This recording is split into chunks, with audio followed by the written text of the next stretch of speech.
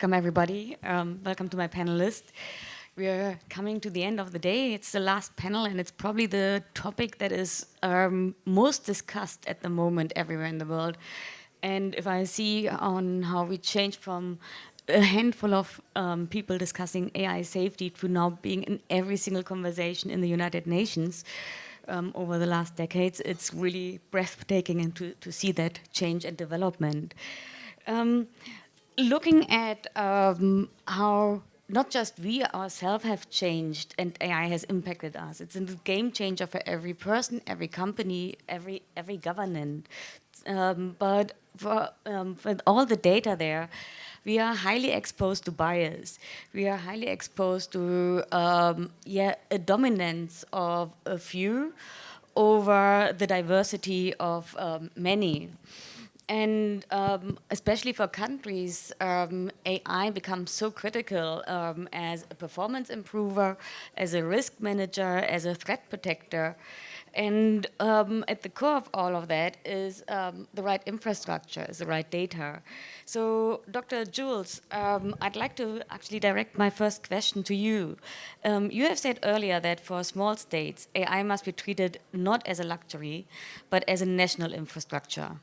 How can developing nations design AI ecosystems that not just safeguard the national sovereignty, but also serve as a backbone for their future economies? Yeah, thank you very much. Let me say that for me, this discussion is not a hypothetical discussion. It actually is a huge opportunity for me. I represent the Organization of Eastern Caribbean States, which, if you look at a map of the Caribbean, is a grouping of 12 independent and 6 independent, 6 non-independent countries. And think of us as a mini EU. So we have actually taken the question of AI very seriously. We see it not as an optional tool for the future, but as an essential guarantee of our future. And for us, the use of AI is about data and digital sovereignty. So it's not just about facilitating, getting things done easier and better, but also preserving our sovereignty. The reason I said it's not a hypothetical discussion is because just in the last 6 months, we had a grouping of 24 young techies in the OECS, people under, I think the oldest was probably about 22 years old, who in 4 hackathons developed our own agent, AI agent. And we have been using and developing this to put in place what we call a digital learning ecosystem. So it replaces all of the stuff that we spent millions of dollars on in the last 5 years, from EMIS, Education Management Information Systems, to e-books, to the whole works. In fact, we did an analysis and we discovered that over the last 5 years, the Anglophone countries in the OECS, that's 9 of us, had spent a total of $150 million in buying various pieces of software that do not integrate. So the system that has now been developed replaces all of this, and it is going to cost us 24 EC cents per child per year to put that infrastructure in place. Now, the rate of exchange is 2.67 EC to 1 US. So you can see the differential between what we have been spending over the last 5 years and what we spend now. Equally importantly, that AI infrastructure can be translated into sectors other than education, in health, in a range of other areas to drive our development agenda. That's a really good point. And I think it's also very important that the nations own their own data, especially in times of crisis, especially in times of conflicts. We are a closed system. Yes. Dr. Toler or Chelsea, when we look at data, it's just not, or AI in general, to get it work. One thing is the data, the infrastructure side, but the other one that is also really, really critical is we are facing a huge amount of rescaling, upscaling, and educational effort that we have bring to, the whole world to make sure we leave no one behind. When we look at Logictry, you're building AI-powered logic centers that empower nations directly. So you're not just talking about it, you're building them. Tell us a little bit more, what does effective capacity building look like? And how do we ensure that the local communities, and not just a global tech player, not just the US or Europe and so on, that they own their own benefits of AI? So I've probably spoken at maybe, I don't know, 500 different family office conferences over the last 5 or 6 years. But I find myself in this seat and my heart is like legitimately racing.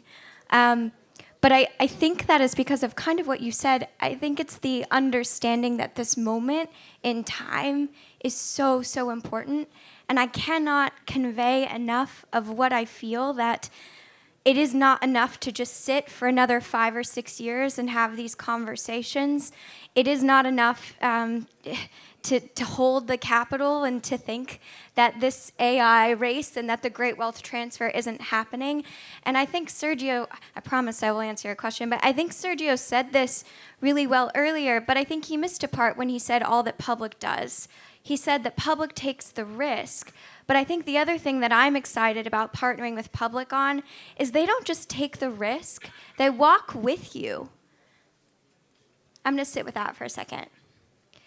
If we don't understand that, yes, AI is important, but change happens because of families and people, and that we have to walk together, whether that's into centers, whether that's into conferences, whether that's into bad decisions, good decisions, etc., we're going to just keep going in a circle. And I don't know if you all feel this way, but I'm really tired of having to say the same thing 10 years later, right? And this wave is coming whether we like it or not. So enough of my talking and more of like what I see as potential solutions. So what I see as potential solutions is we have to create education that isn't so hard to understand by communities, and that means involving them in the model and co-creating together. So I think it was probably 5 or 6 years ago, I first walked into the UN, terrified, as a part of a group called Nexus, which is, next gens of family offices, but the concept was similar, right? How do we take the future and walk family offices hand in hand with global leaders through to the other side? And I think we're facing that time now. So how do we do that? A few things. The first is understanding ownership. Wherever we go, if we set up these centers or hubs, they need to be local and global, meaning we need to be thinking just as much about the technology as who is building it, and who's involved in using it, and who's involved in deploying it. Right? That's one aspect. So ownership is first.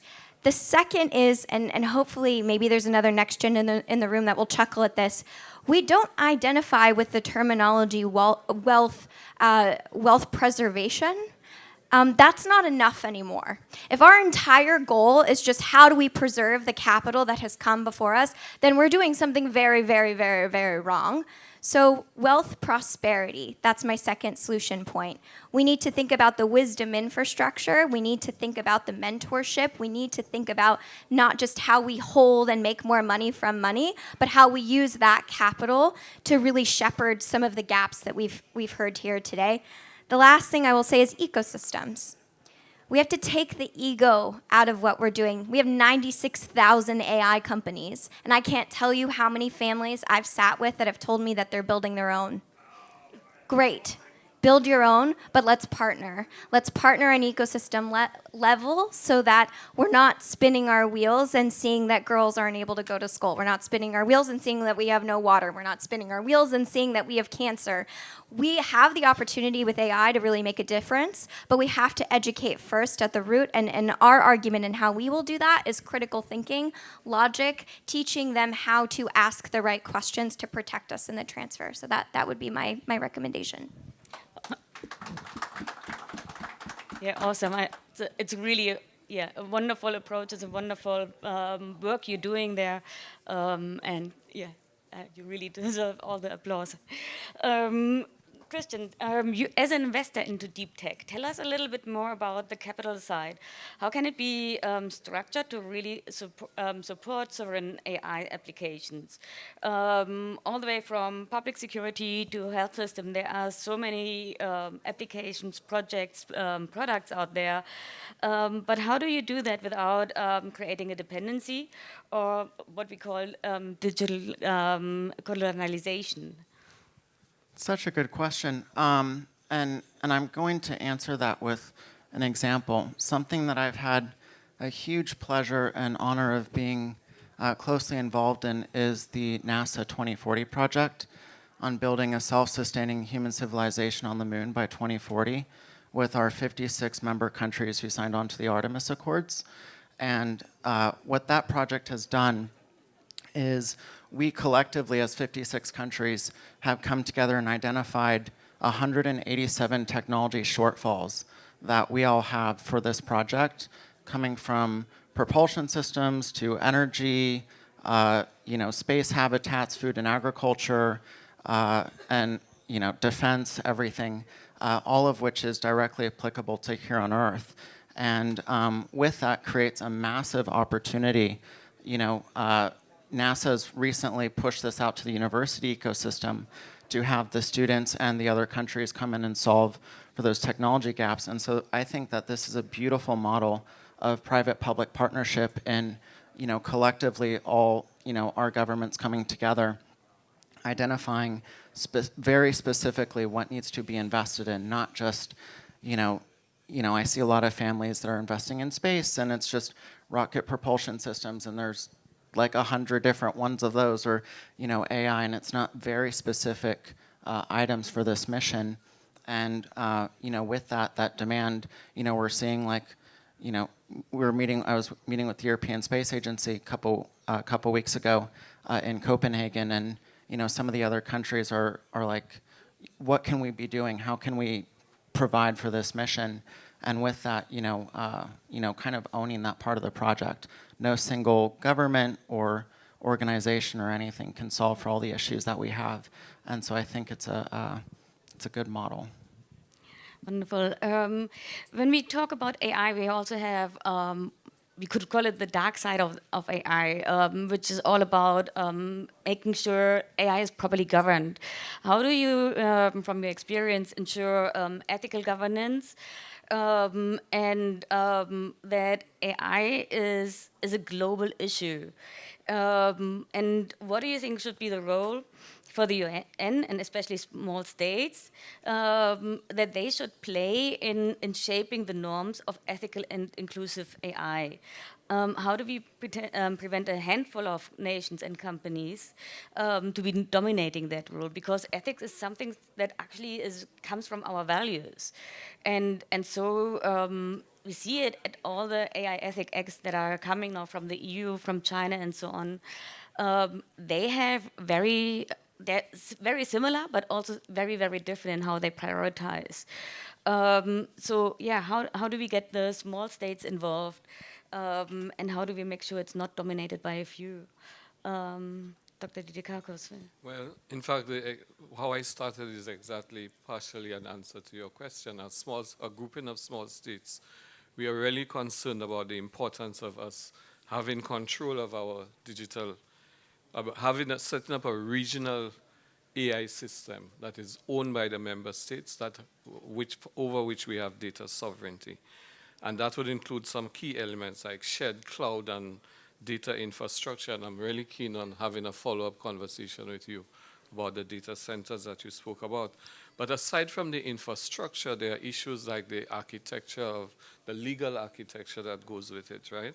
The ethical frameworks, and importantly to the skills pipeline that will ensure that our people actually understand not just the ethical use, but the proper use of AI.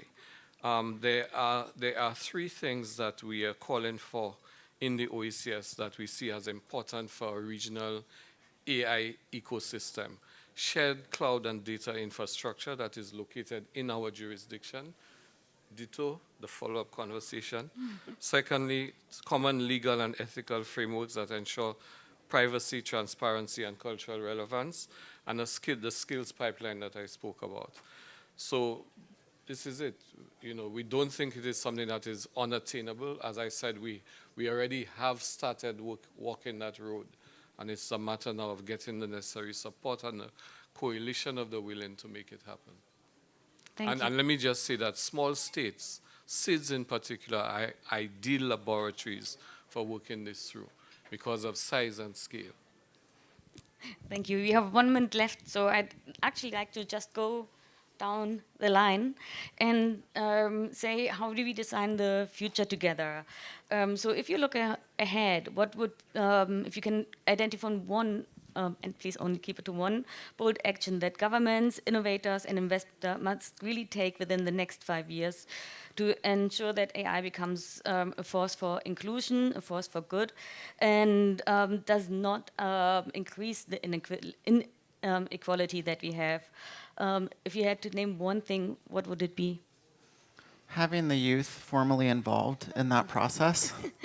I'm very passionate on, thank you, on mental health and teen suicide prevention, and was a co-author of the Kids Online Safety Act. And in that process, I was shocked when speaking with some of the senators, and I was like, please tell me 80-year-old senators are not writing tech policy for kids' mental health without talking to kids about how to do that.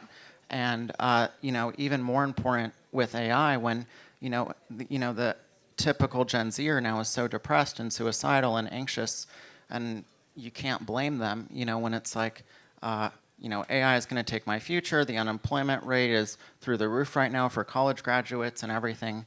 And so having them have a formal seat at the table, not as an intern, not as the youth delegate, not as a focus group, but a formal seat at the table in crafting that narrative in future.